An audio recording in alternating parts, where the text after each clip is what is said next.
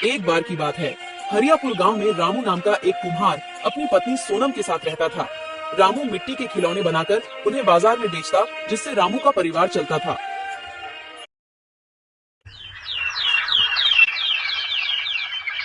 भाग्यवान, ओ भाग्यवान, भाग्यवान सुनती हो?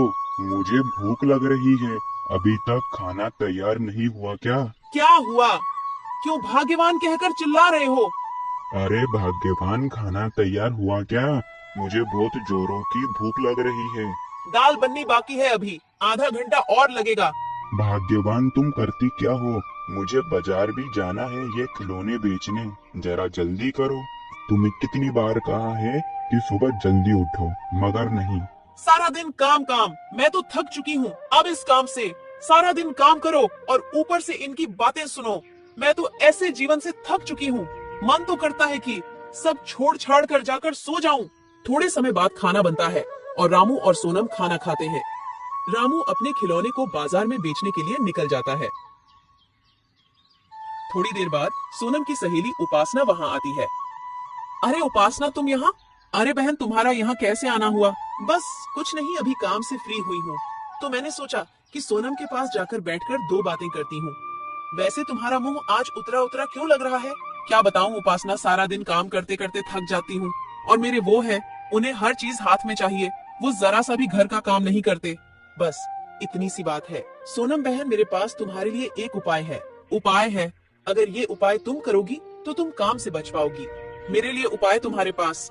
मैं कुछ समझी नहीं। ऐसा क्या उपाय है जिससे काम नहीं करना पड़ेगा? जल्दी बताओ। यह उपाय सुनने के लिए तो मेरे कान तरस रहे हैं बहन। तुम बीमार होने का नाटक कर सकती हो ना? तुम अपने पति से कह दो कि मेरी तबीयत खराब हो रही है, मुझसे खाना नहीं बन रहा, फिर देखना तुम। ये उपाय तो तुमने बहुत बढ़िया दिया है, पर इससे कोई परेशानी तो नहीं होगी? कैसी परेशानी? ये मैं भी करती हूँ।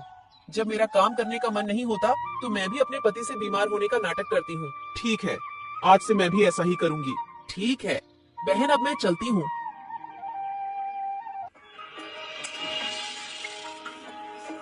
कुछ समय बाद रामू अपने सारे खिलौने बेचकर अपने घर लौट रहा था। अरे भाग्यवान, तुम्हें रात की नींद कम पड़ती है क्या, जो दोपहर में भी सो रही हो? चलो उठो, मेरे लिए अब चाय बनाकर लाओ। मेरे पैरों में बहुत दर्द है, रसोई तक जाने की शक्ति भी नहीं है, तो फिर मैं चाय कैसे बनाऊंगी? अच्छा ठीक है, तुम आराम करो। मैं जाकर चाय बना लेता हूँ, तुम्हारे लिए भी बनाऊंगा। उपासना का उपाय मेरे काम आ रहा है, अब आएगा मजा।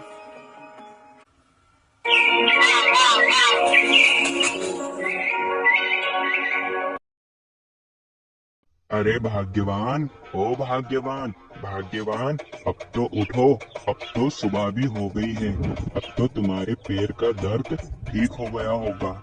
नहीं, मेरे पैरों का दर्द तो अब ठीक हो गया, मगर पता नहीं, अभी सुबह से ही मेरा सर बहुत दुख रहा है। बहुत जोरों का दुख रहा है। उठती हूँ तो चक्कर आ रहे हैं। ठीक है भाग्यवान, तुम आराम करो।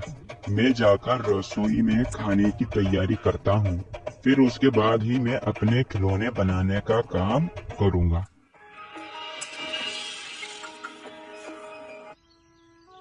अरे, आज तो खिलौने बनाने के लिए मेरे पास जरा सी भी मिट्टी नहीं है। मुझे खेत से मिट्टी लानी होगी। पहले भाग्यवान को मैं खाना दे देता हूँ, उसके बाद मैं खेतों की ओर जाऊंगा। भाग्यवान, ओ भाग्यवान, भाग्यवान, मैं चलता हूँ। आज मुझे घर लौटते लौटते शाम हो जाएगी। आज मैं अपने खिलौने बनाने के लिए मिट्टी खेतों की ओर लेने जाऊंगा। मैंने तुम्हारे लिए खाना बनाकर रसोई में रखा है। तबीयत ठीक होते ही तुम वो खाना खा लेना। अब मैं चलता हूँ। रामू के जाते ही थोड़ी देर बाद सोनम के पास उपासना आती है। कामचोर, अब तो उठ, गया तेरा पति। उपासना, इतनी गहरी नींद लग रही थी कि तुम्हें क्या बताऊं। अरे, मिट्टी खोदने के लिए फावड़ा तो मैं घर पर ही भूल गया। अब मैं मिट्टी कैसे खोदूंगा? चलो, पहले घर जाकर फावड़ा लेकर आता हूँ।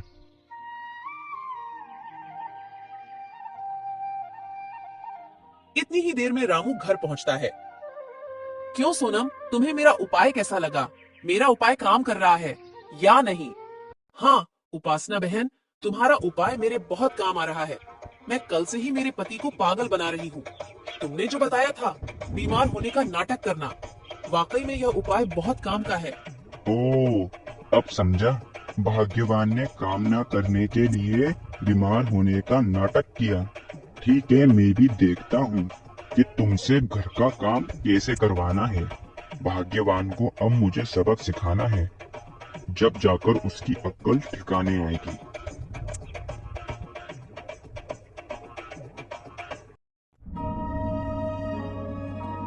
अरे भाग्यवान, अभी तक तुम्हारा बुखार उतरा नहीं। अभी भी मेरे सर में दर्द है। अरे तुम्हारे हाथ में चोट कैसे लगी? कुछ नहीं भाग्यवान, मिट्टी लाते समय अचानक से चक्कर आ गया, जो मैं खेत की मेड़ पर गिर पड़ा, जिस वजह से मुझे यहाँ चोट लगी। अरे बाप रे बाप, तुम्हारा हाथ तो दुख रहा होगा। नहीं भाग्यवान, तुम आराम करो, तुम्हारी तबीयत खराब हो रही है। मैं हम दोनों के लिए खाना तैयार करता हूँ। अब क्या करे भाग्यवान, तुम्हारी भी तबीयत खराब हो रही है और दूसरा मेरा हाथ टूट गया। पता नहीं है अपने घर को किसकी नजर लग गई। नहीं, तुम्हें खाना बनाने की कोई जरूरत नहीं है। अब मेरी तबीयत ठीक है। मैं जाकर अभी खाना तैयार करती हूँ। जब तक तुम आराम करो। कुछ समय बाद खाना तैयार हो जाता है। भाग्यवान, वेद जी ने मुझे 1 महीने तक काम नहीं करने की सलाह दी है। उन्होंने कहा है इस हाथ पर जरा भी जोर मत देना। भाग्यवान, अब मैं खिलौने कैसे बनाऊंगा? हमारा घर कैसे चलेगा भाग्यवान? ये सब मेरे कारण हुआ। ना मैं इनसे इतना ज्यादा काम करवाती, ना ये खेत पर चक्कर खाकर गिरते। अरे मैंने क्या सोचा था और क्या हो गया। अब इस परिस्थिति में मुझे ही कुछ करना होगा। एक काम करती हूँ, मैं कल से रोज जल्दी उठकर खाना बनाकर मिट्टी के खिलौने बनाऊंगी और उन खिलौने को बाजार में बेचूंगी, जिससे हमारा घर चलेगा। हाँ, कल से मैं ऐसा ही करूंगी। मुझे लगता है भाग्यवान कुछ गहरी सोच में है। भाग्यवान का ये हाल मुझसे देखा नहीं जाता, मगर मैं क्या करूं? भाग्यवान को सबक भी तो सिखाना है।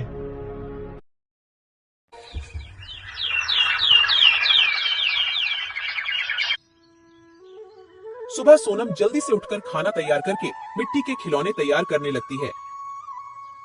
इतने में उपासना वहां आती है। क्या सोनम, मैं ये क्या देख रही हूँ? तुम सुबह इतनी जल्दी उठकर मिट्टी के खिलौने बना रही हो? मैं अब क्या बताऊं? मेरे इनके खेत पर गिरने के कारण हाथ में चोट लग गई, जिस कारण वेद जी ने 1 महीने तक काम नहीं करने की सलाह दी है। मुझे यह काम तो करना ही होगा। ठीक है बहन, अब मैं चलती हूँ। बड़ी खुद तो मुझे उल्टा ज्ञान देकर गई और खुद तो सुबह जल्दी उठकर नदी से पानी भरकर ला रही है और मुझे कहकर गई कि काम से बचने के लिए बीमार होने का नाटक कर लें। क्या करूं? जो भाग्य में लिखा था वो तो हो गया। अब जल्दी से यह खिलौने तैयार करती हूँ। रामू सुबह उठता है और बाहर की ओर जाता है। अरे भाग्यवान, तुम इतनी सुबह सुबह क्या कर रही हो? कुछ नहीं जी, बस तुम्हारे बदले के मिट्टी के खिलौने बना रही हूँ। अरे भाग्यवान, तुम्हें यह सब करने को किसने कहा? तुम्हारी भी तो तबीयत खराब है। ऐसे में तुम इतना काम करोगी तो तुम्हारी तबीयत और ज्यादा बिगड़ सकती है। चलो उठो, जाओ तुम आराम करो। मैं अपने एक हाथ से ही खिलौने बनाने की कोशिश करता हूँ। सुनिए जी, मेरी कोई तबीयत खराब नहीं है। मैं तो बीमार होने का नाटक कर रही थी। मुझे माफ कर दीजिए। मुझे काम ना करना पड़े, इस कारण वो मैंने सब झूठ बोला था। सब झूठ।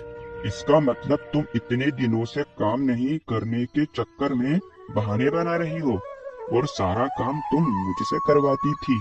मुझे माफ कर दीजिए, मैंने बहुत गलत काम किया है। अब आगे से मैं ऐसा कभी नहीं करूंगी। वादा करती हूँ ना, आइंदा से ऐसा कभी नहीं करोगी। हाँ जी, वादा करती हूँ। आप जाकर आराम करो, मैं मिट्टी के खिलौने तैयार करती हूँ। क्यों भाग्यवान, कैसा लगा मेरा मजाक? इसका मतलब तुम्हें चोट नहीं लगी? नहीं भाग्यवान, मुझे चोट नहीं लगी। मैं तो तुम्हें सबक सिखाना चाहता था। इसका मतलब तुम सब जानते थे? हाँ भाग्यवान, उस दिन मैंने बाहर से तुम्हारी और तुम्हारी सहेली उपासना की सभी बातें सुन ली। जब से ही मैंने ठाना कि भाग्यवान को सबक सिखाना है। अरे भाग्यवान, तुम काम से बचती हो, तुम इस घर की लक्ष्मी हो। अगर तुम ही काम नहीं करोगी तो फिर कौन काम करेगा? मुझे माफ कर दो, आगे से ऐसा कभी भी नहीं करूंगी, मुझे अच्छे से समझ आया है। ठीक है भाग्यवान, अब तुम जाकर खाने की तैयारी करो, मैं अपना काम खुद ही करता हूँ। खाना तैयार है। आज मैंने सुबह जल्दी उठकर सबसे पहले खाना तैयार किया। अरे वाह भाग्यवान, चलो आज हम दोनों साथ बैठकर खाना खाते हैं।